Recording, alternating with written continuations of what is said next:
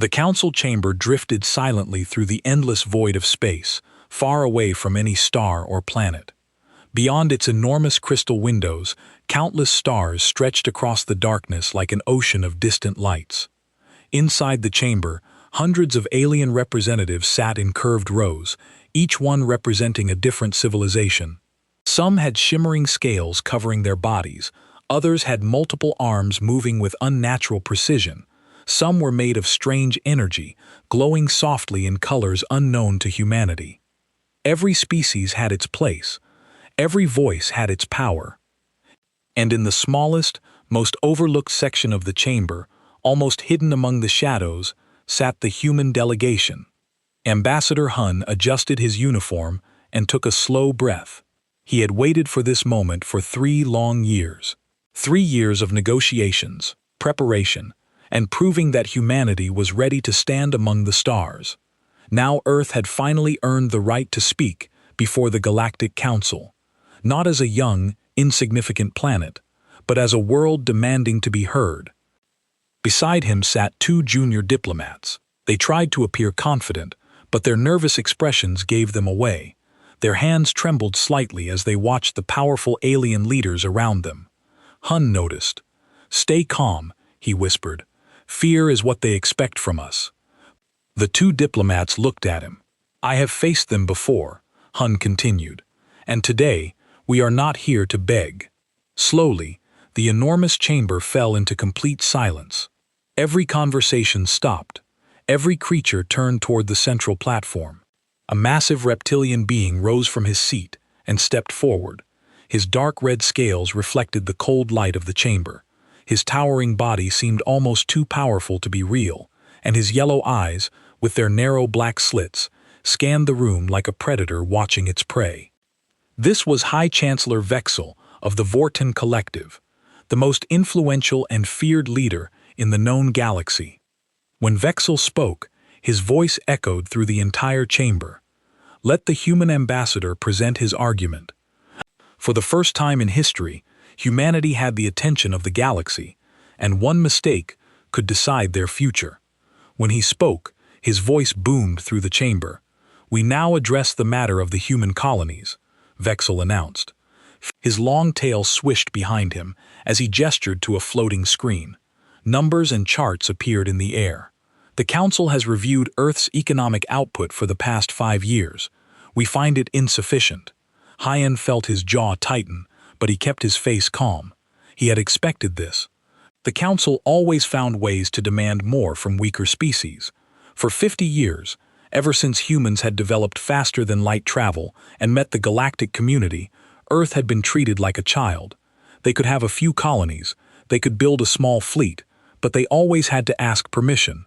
They always had to pay tribute. The human species currently operates 12 colony worlds. Vexile continued. "This is excessive for their level of development. We propose reducing this number to 5 colonies. The other 7 will be transferred to more capable species who can utilize the resources properly." A wave of clicking and buzzing filled the chamber. The insectoid Altherans were expressing their approval. Their representative, a creature that looked like a giant mantis covered in blue katan, raised its forearms. "The Altheran Syndicate agrees with this proposal. Humanity has contributed little to galactic trade. They occupy valuable worlds while producing minimal output." More voices joined in agreement. The energy beings called the Draen shimmered with approval. Other species that Hyan had never even met added their support. No one spoke in defense of Earth. No one ever did. Hun raised his hand to request permission to speak. It took nearly 10 minutes before Vexile noticed him. The Chancellor's yellow eyes fixed on the human, with something like amusement. "The human wishes to address the Council," Vexel said. Several aliens made sounds that Hun had learned to recognize as laughter. "Very well, speak, human." Hyan stood and walked to the speaker platform. He was tall for a human, but still only reached the chest height of most aliens in the chamber. His voice was clear as he spoke into the microphone. "Honorable Council members, Earth requests that you reconsider this proposal. The 7 colonies you wish to take have been settled by humans for over 20 years. Millions of people have made these worlds their homes. They have families there. They have built cities and farms. Taking these colonies would destroy lives and communities. The chamber erupted in more laughter. The sound was harsh and mocking. Vextall raised a clawed hand for silence, though his own mouth was curved in what passed for a smile among his species. Ambassador Hune, the Chancellor said slowly, as if speaking to a child, you speak of homes and families as if such things matter in galactic politics. Your species is permitted to exist in this galaxy because we allow it. Your worlds produce nothing we cannot get elsewhere. Your technology is primitive.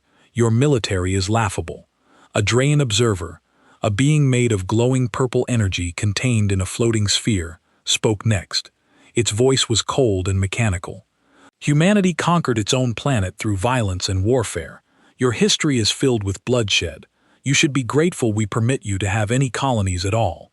Many council members believe your species should be restricted to your home system. Hyun felt anger rising in his chest, but he forced it down. He had been trained for this. Getting emotional would only make things worse. We understand the council's concerns, he said carefully, but we ask for fairness. We have followed every treaty. We have paid every tribute demanded of us. We have restricted our military as ordered. We have shared our technology as requested. We have done everything asked of us. And yet it is not enough, Vextall said flatly. He tapped his claws on the podium. The council has made its decision. In addition to reducing your colonies from 12 to 5, we are also increasing your annual tribute payment by 400%. Furthermore, all human military personnel will undergo genetic modification to ensure compliance with council standards. And finally, we are granting mining rights on 3 of your remaining colony worlds to the Vorton Mining Corporation. The words hit Hyun like physical blows. This was worse than he had imagined. Far worse. They were not just taking colonies. They were taking everything.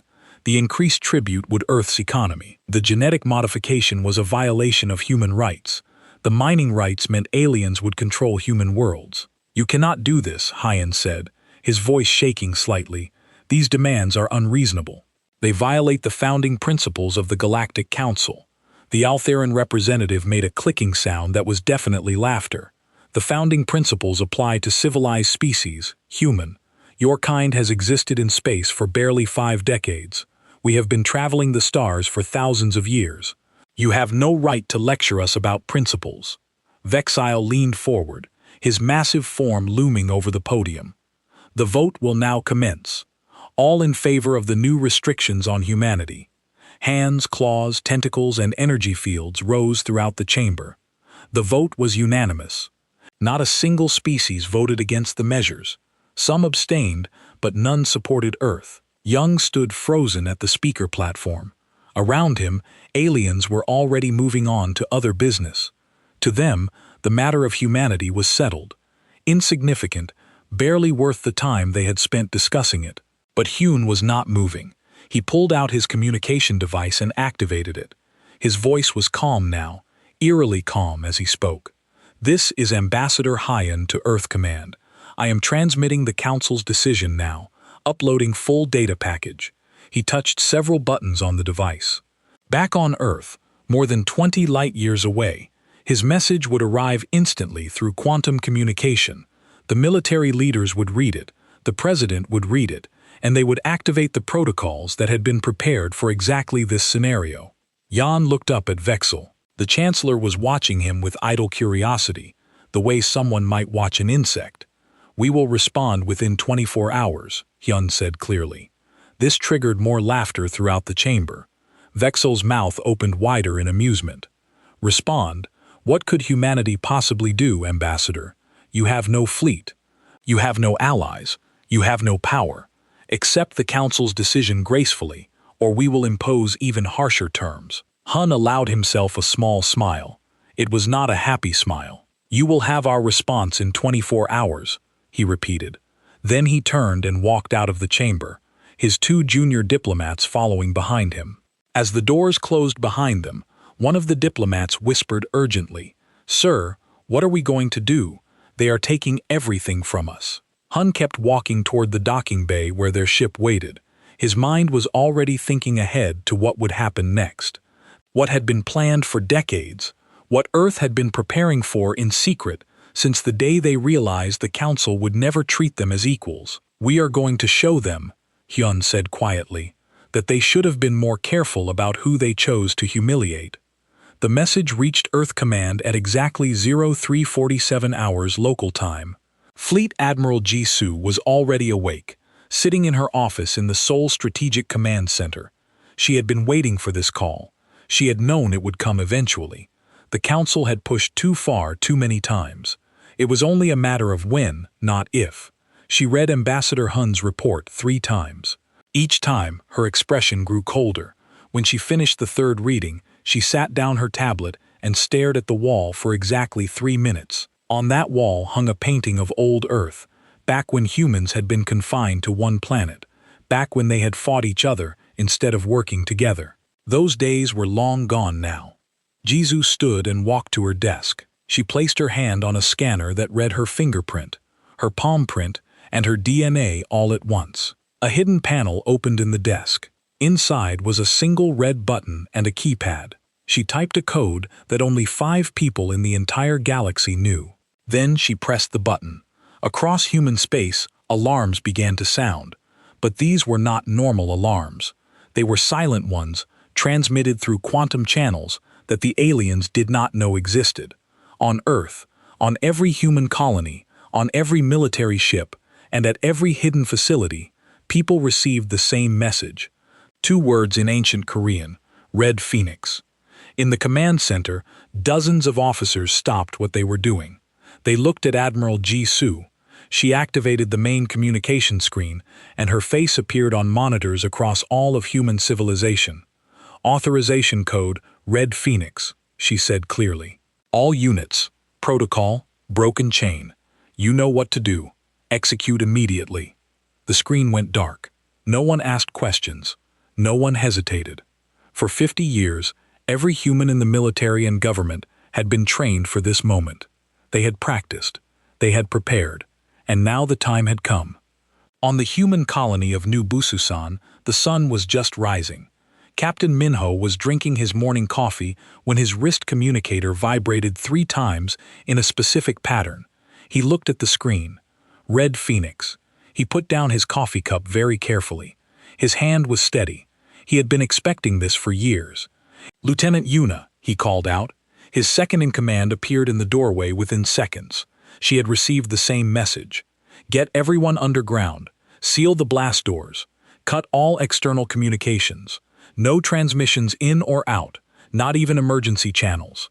"Yes, sir," Yuna replied. She did not ask why. She already knew. Every colonist on New Busan knew. They had all been briefed when they arrived. They had all signed the papers, and they had all agreed to keep the secret. Within 2 hours, every civilian on New Bususan was in the underground shelters. These were not small emergency bunkers. They were massive facilities that could house the entire population for months. They had been built into the bedrock below the colony during the first year of settlement. The aliens had never detected them. The Council's inspectors had walked right over them dozens of times and never suspected a thing. Similar scenes were happening on every human world. On New Tokyo, the governor activated emergency protocols. On Armstrong Station orbiting Luna, the military garrison went to full alert. On the farming colony of Greenfield, families gathered their children and moved quickly but calmly to the shelters. No one panicked. Everyone knew their role. And then the silence fell. The quantum communication channels that humanity had used for decades simply went dark. The constant chatter of human merchant ships reporting their positions stopped. The scientific data being transmitted from human research stations ceased. The diplomatic messages from Earth's embassies vanished. Everything went quiet, all at once. At the Galactic Council Station, the communication monitors noticed the change within 6 hours. A junior technician, a small furry creature from a species that specialized in communications, brought the report to his supervisor. "Sir, we have lost all signals from human space. All of them. Simultaneously." The supervisor, a Drayan observer named Thelmore, studied the data. This was unusual. Communication failures happen sometimes, but not across an entire civilization at once. "Run a diagnostic. Check if there is a problem with our receivers." The technician worked for 30 minutes and then reported back. "Our equipment is functioning perfectly. Sir, the problem is on the human side. They have stopped transmitting. All of them. Every ship, every colony, every station. Complete communications blackout." Bellur felt a strange sensation. Something his species rarely experienced. It took him a moment to identify it. Unease.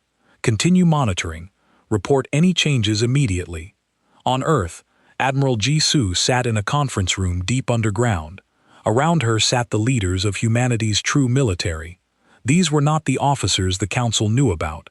These were the ones who commanded the secret fleets, the hidden bases, the weapon systems that officially did not exist. "Status report," Ju said calmly. A colonel stood and activated a holographic display. "All colonies are sealed and secure. All civilian populations are in shelters.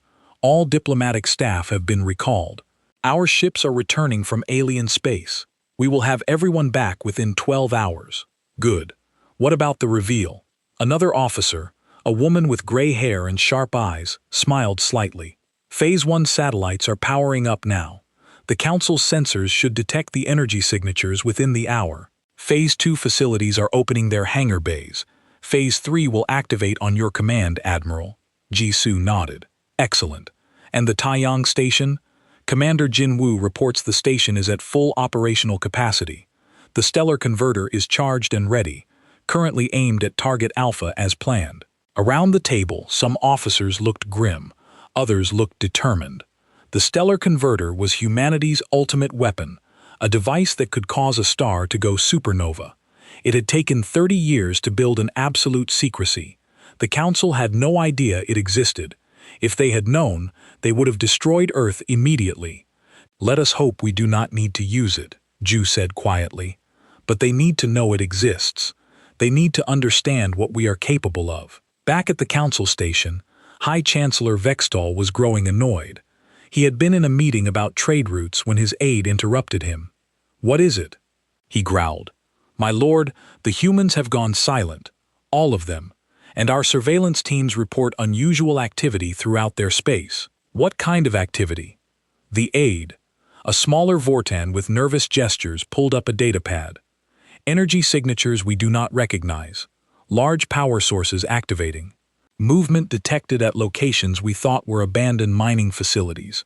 And our spy networks within human territories have stopped reporting. We believe they have been compromised." Bexel left. "Impossible. We have been monitoring human development for 50 years. They barely have fusion reactors. They have 47 military ships, all of which are outdated. They pose no threat, perhaps, my lord, but something is happening. Should we send ships to investigate?" The Chancellor waved a clawed hand dismissively. "Let them sulk. They are angry about our decision. This is a childish display of defiance. When their 24-hour deadline passes, they will accept our terms.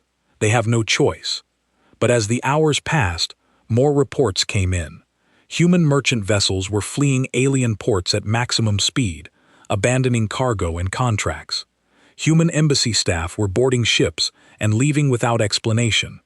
And throughout human space, things were appearing on sensors that should not exist. In Earth's orbit, satellites that had been classified as old space junk for decades suddenly came to life. They had been there since the early days of human spaceflight. The Council's inspectors had scanned them and found them to be inactive debris. But now they were powering up and their energy readings were enormous. In the asteroid belt between Mars and Jupiter, facilities that were supposed to be simple mining operations began to open. Massive doors in the sides of asteroids slid apart, revealing hangar bays large enough to hold warships. And from those hangars, ships began to emerge. Not small patrol boats, not transport vessels, warships, hundreds of them. And far out in the Kuiper belt beyond Pluto, something much larger began to move. A structure 50 kilometers long started to rotate, its surface covered in weapons arrays and power conduits. This was the Taiyang station. The name meant sun in Korean. It was named that for a reason. Commander Jin Woo stood on the bridge of the station watching his crew work. They had trained for this moment their entire careers. Some of them had been born on this station and never seen Earth. They had lived their whole lives keeping the secret. "All systems are operational, Commander," reported his weapons officer. "The stellar converter is online and stable. We have a target lock on the Vort and Homestar. Time to effect. 47 seconds if we fire." Jin Wu nodded slowly. 47 seconds to destroy an entire solar system, to kill billions of beings. It was a terrible power, but sometimes terrible power was necessary. Sometimes the only way to prevent war was to show your enemy that you could destroy them completely. "Maintain target lock," Jin Wu ordered. "But do not fire unless I give the explicit order." "Understood." "Yes, sir." The countdown to humanity's deadline continued. 24 hours. That was what Ambassador Hun had promised. That was when Earth would give its response to the Council's demands. And as the seconds ticked away, the galaxy was about to discover that humanity had not been weak for 50 years. They had been waiting. The Galactic Council chamber filled with representatives exactly 26 hours after the ultimatum had been delivered. High Chancellor Vexel sat in his elevated seat, his yellow eyes scanning the crowd. The Altheran representatives clicked their mandibles in anticipation. The Dan observers floated in their containment spheres. Everyone expected the same thing: humanity's surrender. The main display screen activated, but Ambassador Hun was not in the council station. His face appeared as a hologram, transmitted from somewhere far away. He wore a slight smile that made several council members uncomfortable. Something about that smile was wrong. "Greetings, honored council members," Hyan said politely. His voice was calm and clear. "I am transmitting from Earth Command. I apologize for not being there in person, but recent events have made that impossible." Vexitol growled impatiently. "Get on with it, human. We assume you are here to announce Earth's acceptance of our terms. Make it quick. We have important matters to discuss." Hyun's smile widened slightly. "Actually, no. As of 2 hours ago, the United Earth government has formally withdrawn from all galactic treaties. Every single agreement we signed over the past 50 years is now void. We are reclaiming our complete sovereignty immediately and permanently." The chamber erupted in shocked sounds, clicking, buzzing, roaring, electronic beeping. The Altheran representative stood up on its multiple legs. "This is treason. This is an act of war. You cannot simply withdraw from the council." "We just did," Jan replied calmly. "And before you threaten military action, I suggest you look at your tactical displays. All of them." Around the chamber, council members activated their personal displays. What they saw made them freeze. The screens showed data that should have been impossible. Fleet numbers, ship positions, energy readings, weapon systems, and all of it was human. The main chamber display changed. Now everyone could see what the individual screens showed. A map of known space appeared with colored markers showing military positions. Blue markers indicated human forces. There were hundreds of them, thousands of them, and they were everywhere. "As you can see," Hun continued, his voice taking on a harder edge, "humanity's military capabilities have been somewhat underreported. Where you believed we had 47 defense vessels, we actually have 847 warships. These range from destroyers and cruisers to dreadnoughts and carrier groups. All of them are equipped with technology you have never seen before." A Vortan military officer stood up, his scales turning darker with rage. "Impossible. We have monitored your shipyards for 50 years. We have inspected your facilities. We would have detected such construction." "You saw what we wanted you to see," Hyun said simply. "Did you really think a species that conquered its own planet through warfare and deception would be incapable of hiding things from you? You called us primitive. You called us violent. But you never considered that those qualities might make us very good at keeping secrets." The display changed again. Now it showed images of human colonies, dozens of them, but not the 12 colonies. The council knew about 89 colony worlds. Some of them had been settled for over 40 years. Some were massive cities with millions of inhabitants. Others were military fortresses bristling with weapons. "You thought we controlled 12 colonies," Yan continued. "We control 89 settled worlds and 247 deep space installations. Most of them were hidden by holographic camouflage and quantum stealth technology. Your inspectors walked past our installations and saw empty space. Your spy satellites looked at our colonies and saw barren rocks. We made sure of it. Dr. Sora, the director of Earth's Xenotechnology Division, appeared next to Juan in the hologram. She was a small woman with sharp eyes and graying hair. Every piece of technology you gave us, we studied. Every restriction you placed on us, we worked around. You told us we could not have quantum drives, so we invented quantum displacement drives that are twice as fast. You told us we could not have beam weapons, so we developed graviton projectors that can tear apart ship hulls. You told us we could not have artificial intelligence, so we created neural networks you cannot even detect. High Chancellor Vextile was no longer smiling. His claws gripped the armrests of his chair so hard they left marks. You dare threaten the Council. You dare reveal this treachery to our faces. We will mobilize every fleet in the galaxy. We will crush your worlds one by one. The display changed once more. This time it showed real-time images from cameras positioned above alien worlds, the Vorton homeworld, the Altheran hive planets, the Drain energy fields, and above each one, clearly visible, were human warships. Commander Jin Wu appeared in the hologram alongside Hien and Sora. He wore the uniform of Earth's real military, not the ceremonial outfit the Council had seen before. High Chancellor, I would advise against making threats you cannot back up. At this moment, human warships are positioned above every major alien homeworld in the Council. We used quantum displacement technology to arrive simultaneously, exactly 1 hour ago. Your defense forces never detected us until we wanted to be seen. The chamber fell silent. Every council member was checking their home system status, and every one of them was confirming the same horrifying truth. Humans were there, armed in position, ready to fire. This is an act of war, Vexel repeated, but his voice was quieter now, less certain. No, Admiral Jizu said, appearing in the hologram. She stood in Earth's command center, surrounded by tactical displays. This is a demonstration of capability. If we wanted war, your homeworlds would already be under attack. We could have destroyed your military infrastructure before you even knew we were there. But we did not. Do you know why? No one answered. The council members were too shocked to speak. For 600 years, the council had been the supreme power. No one had ever challenged them. No one had ever had the strength to challenge them until now. Because unlike you, Jizu continued, her voice cold. We do not start wars unnecessarily. We prepared for war. We built the capability to wage war, but we hoped we would never need to use it. We hoped that eventually the council would see us as equals. We hoped that reason would prevail. We were wrong. Hun took over the explanation. For 50 years we endured your contempt. We paid your tributes. We followed your rules. We accepted your insults. Every treaty you forced us to sign, we studied for weaknesses. Every inspector you sent, we learned from.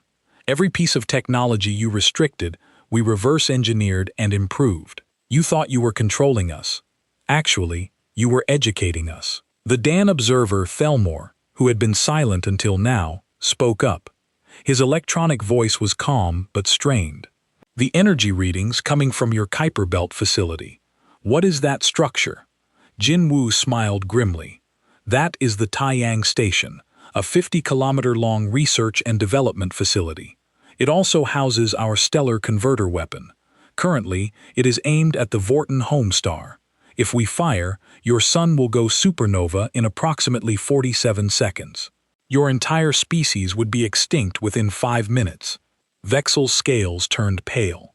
Around the chamber, other aliens made sounds of fear and disbelief.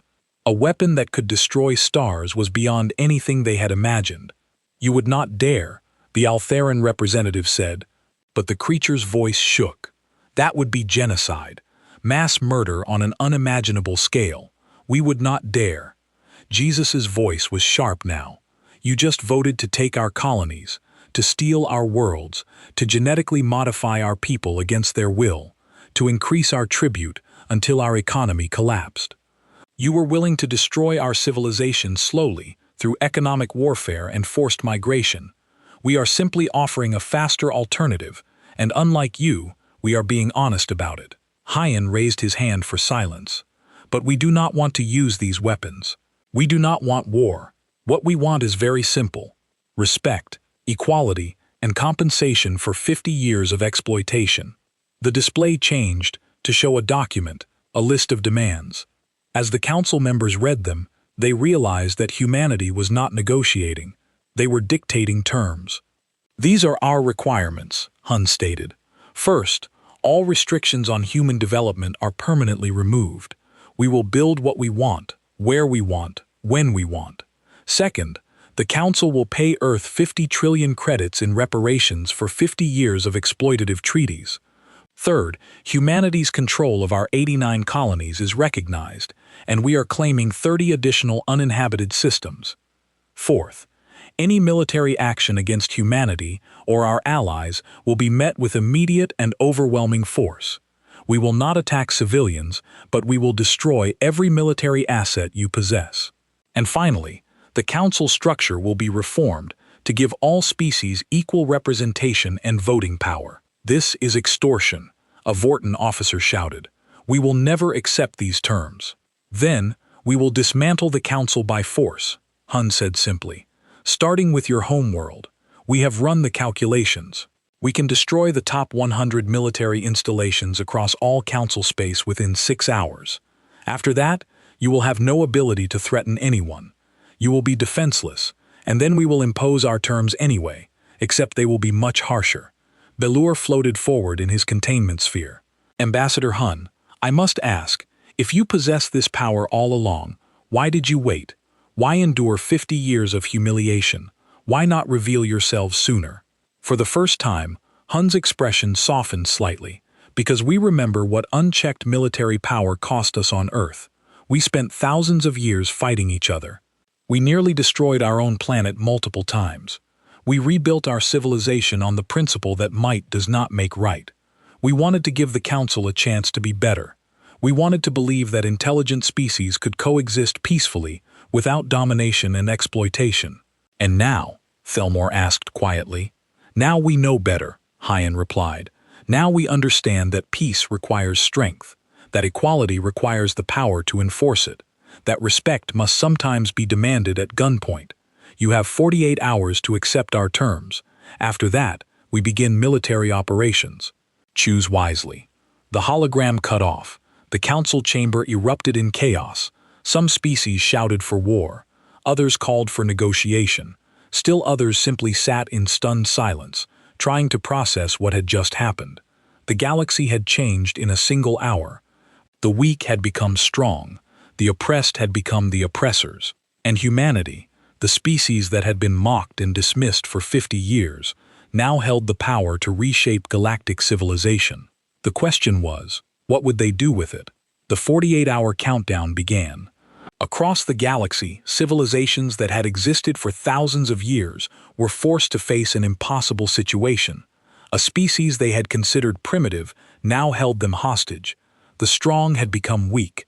The weak had become strong, and no one knew what would happen next. Aboard the Earth defense ship Indomitable, Commander Jin Woo walked through the corridors of his vessel. The ship was massive, over 3 kilometers long, with enough firepower to level a planet. But right now, it sat in orbit above the Vorton homeworld, engines idle, weapons ready but not firing, waiting. Lieutenant Hana met him in the command center. She was young for her rank, barely 30 years old, but she had trained her entire life for this mission. Commander, the crew is asking questions. What if the Council refuses our terms? What if they choose war? Jin Woo looked out at the view screen. Below them, the Vorton homeworld turned slowly. Billions of people lived down there. Most of them had no idea their government had been oppressing other species. Most of them were just living their lives, working, raising families, hoping for a better future, just like humans. Then we have already planned for that scenario, Jin Woo said quietly. But I do not think it will come to that. Bullies always fold when someone hits back harder. The Council stayed in power because no one challenged them. Now someone has. They will accept our terms because the alternative is unthinkable. But sir, what if we are wrong? What if they are willing to die rather than surrender? Jin Woo turned to face her. Lieutenant, Do you know why we spent 50 years preparing in secret? Why we endured the insults and the exploitation? Why we did not reveal ourselves sooner? Because we were not ready yet. Partly, but mainly because we wanted to be absolutely certain that when we acted, we would win completely, decisively, with no possibility of failure. War is not glorious. War is not honorable. War is terrible. And if we must fight, then we fight to win so quickly and so thoroughly that it never happens again. On Earth, in the underground war room, Admiral Jisoo held a video conference with the civilian government. President Sanang-hun appeared on the main screen looking exhausted. He had not slept since the ultimatum was delivered. Behind him, other government officials argued in hushed voices. "Admiral," the president said, "we have achieved something incredible. We have gained the respect of the galaxy through strength, but we are also threatening to trigger a war that could kill billions, trillions even. Are we prepared for the moral consequences of what we are doing?" Ju had expected this question. She had asked herself the same thing many times over the years. "Mr. President, we have been preparing for this moment for 50 years. Every simulation, every war game, every strategic analysis has been examined. The Council's strength was always an illusion. They maintained power through intimidation and the compliance of weaker species. Now that we have shattered that illusion, the entire structure is collapsing. But at what cost?" another official asked. "We are holding entire civilizations hostage. We are threatening genocide. How are we different from them?" "We are different because we are giving them a choice," Ju replied firmly. "The Council never gave us a choice.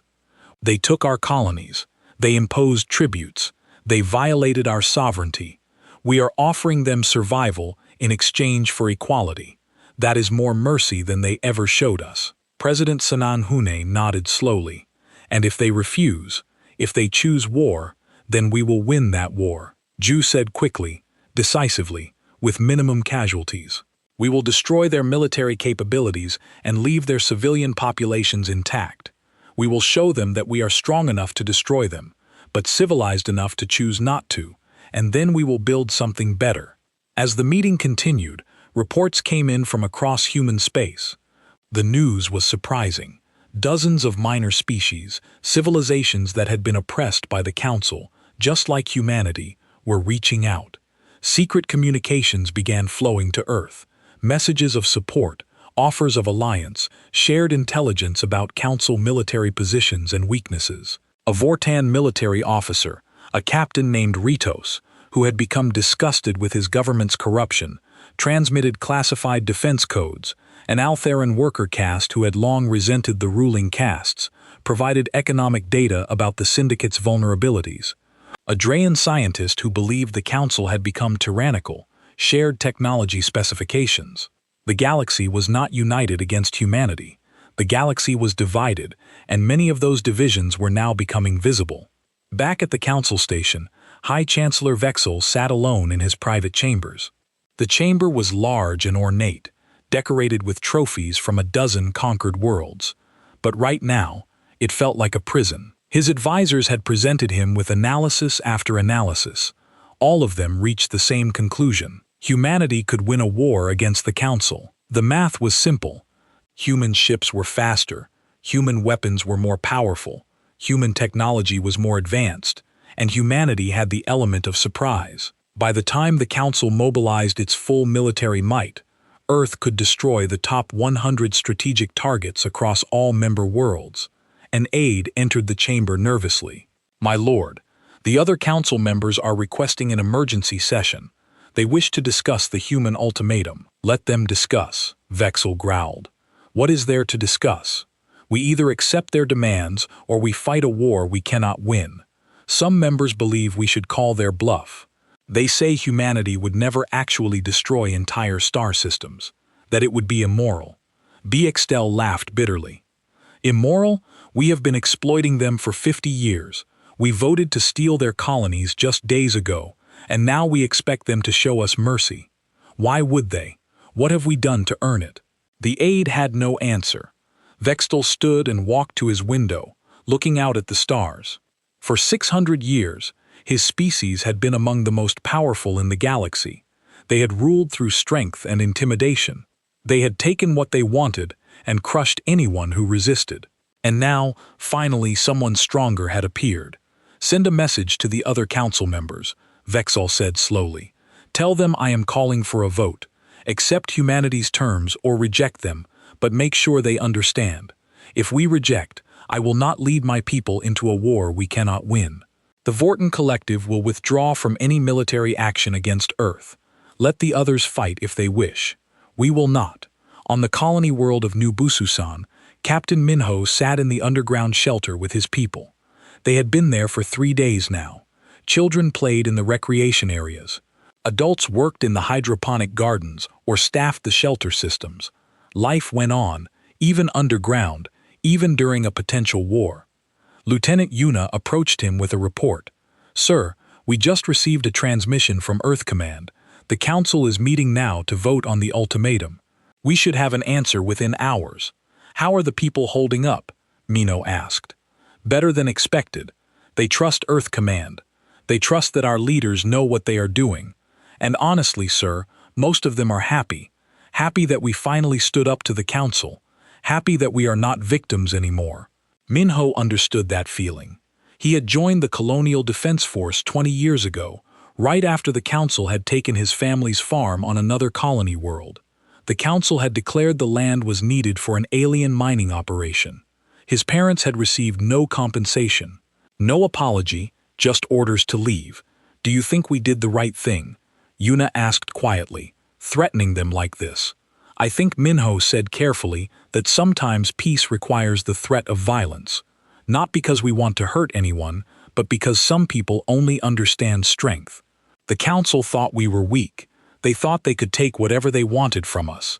We had to show them they were wrong." Far away on the Taiyang station, Commander Jin Wu received a communication from Admiral Ji Su. "Commander, the Council is voting now. Be ready. If they reject our terms, you will receive firing authorization within minutes. Are you prepared to execute?" Jin Wu looked at the stellar converter controls. One button. That was all it would take. One button, and the Vorten sun would explode. Billions would die. An entire civilization would be erased. "Admiral, permission to speak freely? Granted. I hope to God we do not have to fire this weapon. I hope the Council chooses peace, because if they do not, I will follow orders, but I will carry the weight of those deaths for the rest of my life." "As will I, Commander," Jizu replied softly. "As will we all. That is the burden of command. That is the price of power. We must be willing to do terrible things to protect our people, but we must also pray that we never have to." The communication ended. Jin Wu returned to his post, watching the countdown timer. 30 hours remained. Then 29. Then 28. At the Council station, the vote was called. Every member species was represented. The chamber was silent as High Chancellor Vextal stood to speak. "The human ultimatum has been presented. Their terms are clear. We must now decide. Do we accept their demands, or do we reject them and face war? I call for a vote, all in favor of accepting the human terms." Slowly, one by one, hands and claws and tentacles rose. The Vortens voted to accept. The Dans voted to accept. Many minor species voted to accept immediately. Only the Altherans hesitated, their representatives clicking in furious debate. Finally, they too raised their approval. The vote was unanimous, just as it had been unanimous to oppress humanity. Now it was unanimous to grant them equality. Biexel's voice was heavy as he made the announcement. "The Council accepts Earth's terms. All restrictions on human development are lifted. Reparations will be paid, territories are recognized, and the Council structure will be reformed. Humanity has won." The chamber cleared quickly. No one wanted to stay. No one wanted to face the humiliation any longer than necessary. But Ambassador Hun, watching from Earth, did not smile. He felt no joy in this victory, only relief and hope that maybe, just maybe, something better could be built from the ashes of the old system. The war had been avoided, the peace had been secured, but the real work was only beginning. 3 months had passed since the Council's surrender. The galaxy looked very different now. The old Galactic Council station still orbited in empty space, but it was empty, abandoned, a monument to a failed system. In its place, a new station had been built.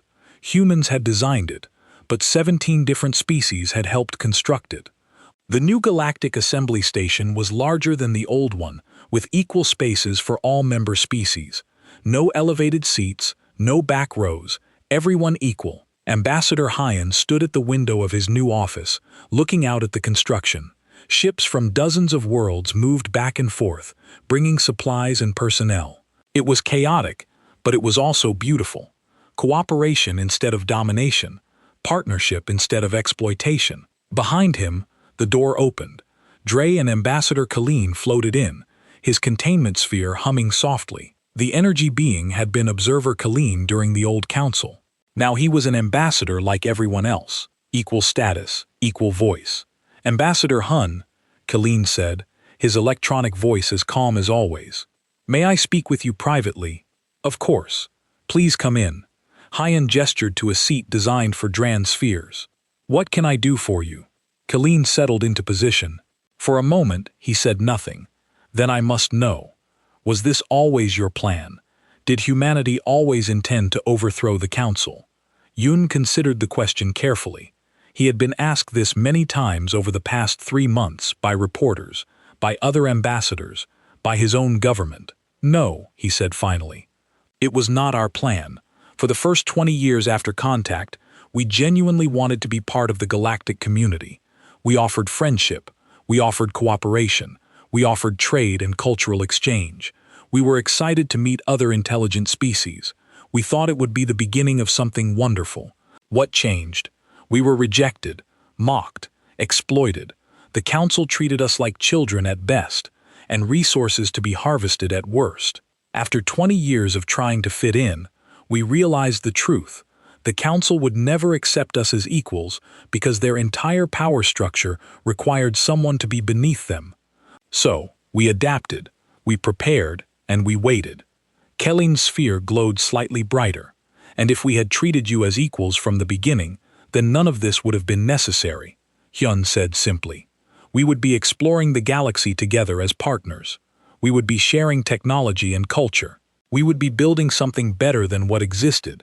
Instead, we are here in the aftermath of what could have been a war, trying to rebuild trust that should never have been broken. There is a saying among my people, Colleen said quietly, beware the patient ones, for they are simply choosing their moment.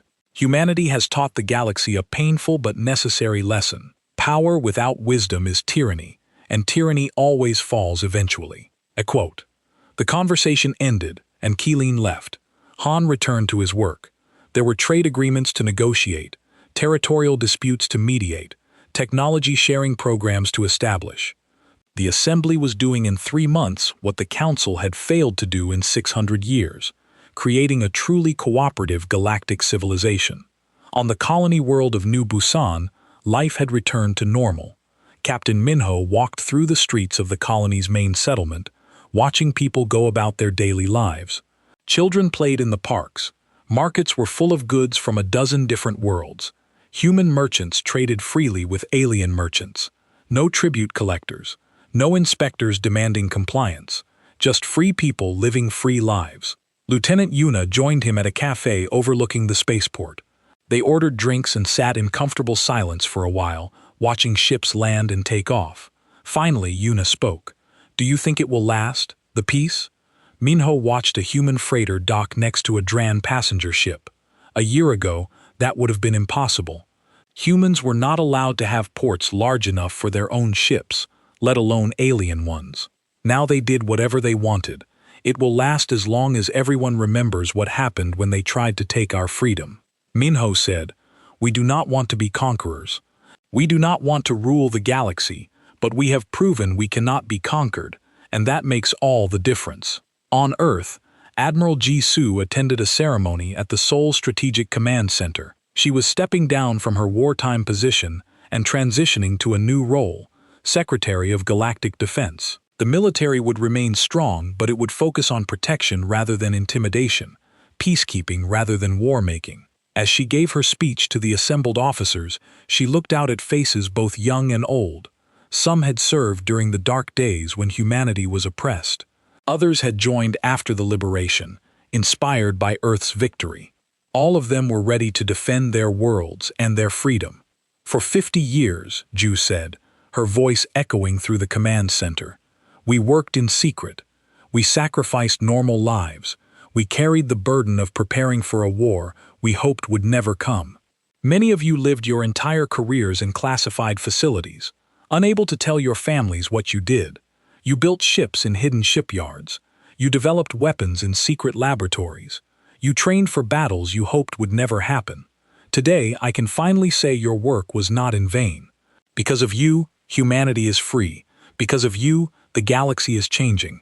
Because of you, our children will grow up in a better world. The room erupted in applause, but Ju raised her hand for silence. However, our work is not finished. We have won the peace. Now we must keep it. The weapons we built for war must now protect the peace. The ships we constructed in secret must now patrol openly, and the technology we developed to defeat our enemies must now benefit our friends. We are no longer an oppressed species. We are now a leading civilization. And that brings new responsibilities. After the ceremony, Jisoo met with Dr. Sora in a private office. The scientist looked tired but happy. She had spent 30 years of her life developing weapon systems in absolute secrecy. Now she could finally use that knowledge for peaceful purposes. Admiral, the quantum displacement drive technology is being shared with the Assembly. Sora reported, we are teaching them how to build it, how to use it, how to maintain it. Within 5 years, every member species will have access to it. Travel times across the galaxy will be cut by 70%. And the weapons technology, Jisoo asked, the graviton projectors and neural warfare systems will remain classified for now. The Assembly has agreed that some technologies are too dangerous to share widely, but we are providing defensive applications, shield systems, point defense arrays, detection equipment, enough to protect against aggression but not enough to wage offensive war. Ju nodded approvingly. Good. Power without restraint is dangerous. We learned that lesson on Earth centuries ago. Let us make sure the rest of the galaxy learns it too, but through our example rather than through their own mistakes. Far out in the Kuiper Belt, the Taiyang station was being transformed. The massive stellar converter weapon still existed, but it was being repurposed. Commander Jin Woo oversaw the conversion personally. The device that could have destroyed stars was now being used to study them. Scientists from a dozen species worked together in laboratories that had once been weapons control centers. Jin Woo received a message from his wife back on Earth. She had not seen him in person for 8 years. His entire posting on the Taiyang station had been classified. She had known only that he worked somewhere in deep space on something important. Now she knew the truth. Now everyone knew. I am proud of you, her message said, but please come home soon. The children barely remember your face. Jin Woo smiled and recorded a reply. The next transport leaves in 2 weeks. I will be on it. The war we prepared for never happened, but the peace we built is real, and I want to be part of it with you. On the new assembly station, the first full session of the reformed government took place. Representatives from 73 species filled the chamber. Everyone had an equal vote. Everyone had an equal voice. It was messy. It was chaotic. It was slow and frustrating and sometimes made no sense. But it was also fair. And that made all the difference. A trade dispute between 2 minor species was resolved through negotiation instead of the council dictating terms. A territorial claim was settled by compromise instead of the strongest simply taking what they wanted. A technology sharing agreement was signed by 12 species who had never cooperated before. Small victories, but important ones. Ambassador Hyun watched it all with cautious optimism. He knew this new system was fragile. He knew that old habits and old resentments did not disappear overnight. But he also knew that change had to start somewhere, and it had started here, forced into existence by humanity's ultimatum, but sustained by the genuine desire of many species to create something better. The Altheran Syndicate had fractured, just as predicted. The worker castes had revolted against the ruling castes, tired of serving an elite that exploited them. 2 new Altheran governments had formed, both more democratic than the old syndicate. One had allied with humanity immediately, the other remained neutral but cooperative. The Vorten Collective had undergone massive internal reforms. High Chancellor Vexil had resigned after evidence of corruption was leaked by human intelligence operatives. The new Chancellor, a younger Vorten named Kelshin, had campaigned on a platform of cooperation and equality. He had been elected by popular vote rather than appointed by military power. It was a revolution, quiet but profound. The Dan Empire remained largely unchanged, but they had been the most reasonable of the old council powers. They adapted quickly to the new system, seeing opportunity where others saw loss of control. 10 years after humanity's ultimatum, the galaxy looked radically different. Trade had increased by 400%. Technological development had accelerated. Cultural exchange programs brought students from dozens of worlds to study together. And most importantly, the constant low-level conflicts that had plagued the old council system had largely disappeared. But in Earth's Strategic Defense Command, in classified facilities buried deep underground, the weapons remained ready. The ships remained on alert. The Taiyang Station, converted to peaceful research, could be returned to weapon status within 72 hours if necessary. Because humanity had learned the most important lesson of galactic politics. Trust but verify. Hope for peace but prepare for war. Show mercy but never show weakness. Ambassador Hyan, now an old man, sat in his office on the assembly station one evening. He was reading reports from across the galaxy, new colonies being founded, joint research projects making breakthroughs, former enemies working together. It was not perfect. There were still disputes, still tensions, still problems. But it was better, so much better. His assistant, a young diplomat named Doyon, brought him a message. "Sir, the Assembly is requesting your presence at tomorrow's session. They want to honor you for your role in the Reformation." Yun smiled tiredly. "Tell them I appreciate the gesture, but I was just doing my job. The real heroes are the people who spent 50 years building the ships and weapons we needed, the scientists who developed the technology, the colonists who kept our secrets, the soldiers who trained for a war they hoped would never come. Those are the people who should be honored. I will tell them, sir, but between you and me, you are the one who stood in front of the council and told them humanity would not be victims anymore. That took courage." "No," Hun said quietly. "That took anger and frustration and 50 years of watching my people be exploited. Courage is what came after. When we had to figure out how to build something better instead of just destroying what was broken, Doyen left and Hyan returned to his work. Outside his window, the stars shone bright and endless. Humanity had come to those stars seeking friends and found masters. They had been mocked, exploited, and dismissed, but they had endured, they had prepared, and when the moment came, they had acted. The galaxy would never underestimate humanity again, but more importantly, humanity would never forget the lessons learned. Power without wisdom is tyranny. Strength without mercy is cruelty, and freedom without vigilance is temporary. Earth had won its freedom at gunpoint. Now it was humanity's responsibility to prove they deserved it, to build a better galaxy, to be the civilization they had hoped to join 50 years ago, to lead not through fear, but through example. The new dawn had come, and humanity stood ready to face it. Not as conquerors, not as victims, but as equals, as partners, as free people who had earned their place among the stars and would defend it for as long as those stars continued to shine.